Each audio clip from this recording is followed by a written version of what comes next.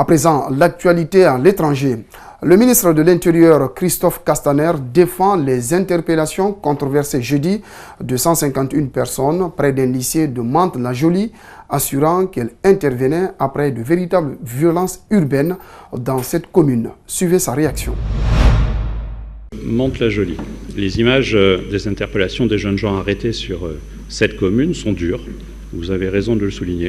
Mais je crois qu'il est important de les replacer dans un contexte. Il y a la vérité, il y a le commentaire, il y a aussi l'exploitation par certains. Les 3, 4, 5 décembre, la commune de Mantes-la-Jolie a été le théâtre d'un mouvement de la part de lycéens aux abords des établissements Jean Rostand et Saint-Exupéry qui sont localisés à proximité du quartier Val-Fouré. Au fil des jours, ce que l'on a pu observer, c'est que des lycéens auteurs de blocage étaient rejoints par une centaine d'individus encagoulés et armés de bâtons et d'engins incendiaires, avec la ferme intention d'en découdre avec les forces de l'ordre.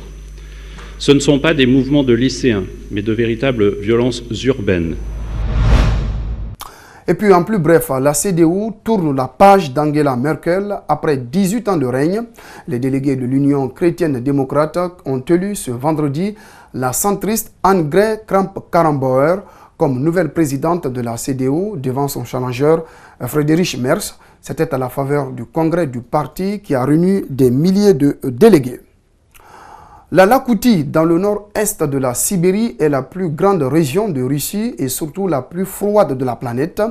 Pour les villages, les blocs de glace sont la principale source d'eau potable une majeure partie de l'année. Suivez.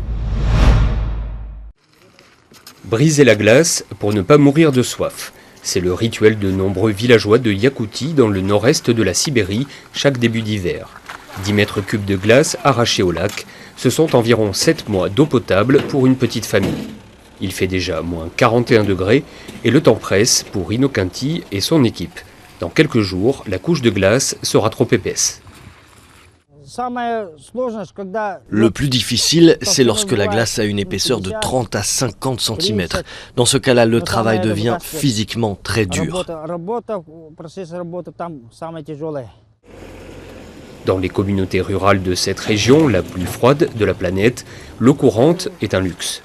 Le robinet ne fonctionne que quelques semaines dans l'année quand les canalisations ne sont pas gelées. La glace, récoltée à la surface du lac, est une alternative qui tombe à pic. Notre glace est claire. Nous ne la nettoyons pas, nous la mettons tout de suite dans un tonneau et c'est tout. C'est l'eau la plus pure à boire qui existe.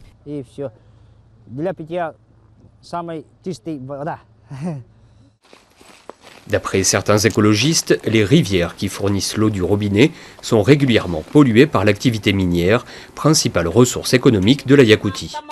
À 74 ans, cette habitante du village d'Oï en boit d'ailleurs le moins possible. J'aime l'eau de la glace, elle est plus propre. Je n'aime pas le goût de l'eau du robinet. En ville, ça sent le chlore, et ici, parfois, ça sent le mazout.